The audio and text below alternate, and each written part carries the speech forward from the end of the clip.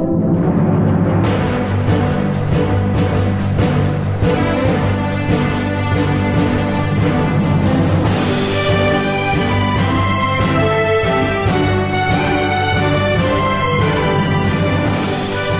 j'ai enseigné à l'université pendant 30 ans. J'ai pris ma retraite en 2000 à peu près, et puis je suis revenu vers 2003-2004. La doyenne m'avait demandé de venir donner un petit coup de main au développement des activités pédagogiques. Alors, c'est comme ça que je me suis réintégré.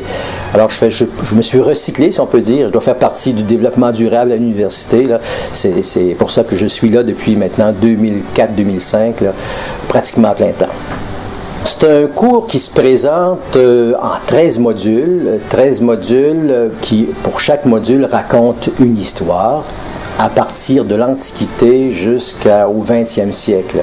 Alors, dans chaque module, il y a une présentation PowerPoint.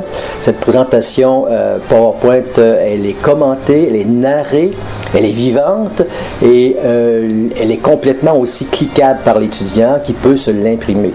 Chaque module a un titre particulier qui incite à la curiosité. Par exemple, vous avez un module qui s'appelle « La poudre des Jésuites », « Le gant de Notre-Dame », « L'île des naufragés ». Alors déjà, l'étudiant, lorsqu'il arrive dans le module, il sait qu'est-ce que c'est la poudre des Jésuites.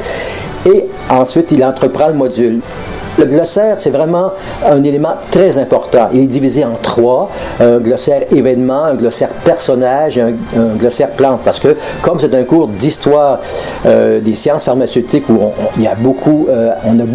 fait beaucoup référence à des plantes médicinales avec les noms latins et les noms vernaculaires, une bonne iconographie, une iconographie qui a été recherchée partout. Chaque diapositive du cours est illustrée. On fait référence à la littérature, Agatha Christie par exemple, aux arts, la peinture, Van Gogh. On fait référence à la guerre 42 dans le cours sur la pénicilline.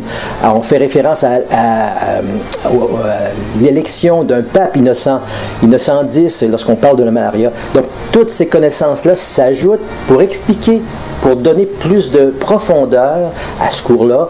J'étais pas très chaud à l'idée de développer un cours à distance, surtout que c'est un cours d'histoire, et pour moi, l'histoire, ça se raconte, ça se fait en classe. J'ai quand même décidé de le faire par défi personnel. J'ai dit, tiens, je vais essayer de rendre un cours intéressant, même si je vois pas les étudiants, même si les étudiants me voient pas.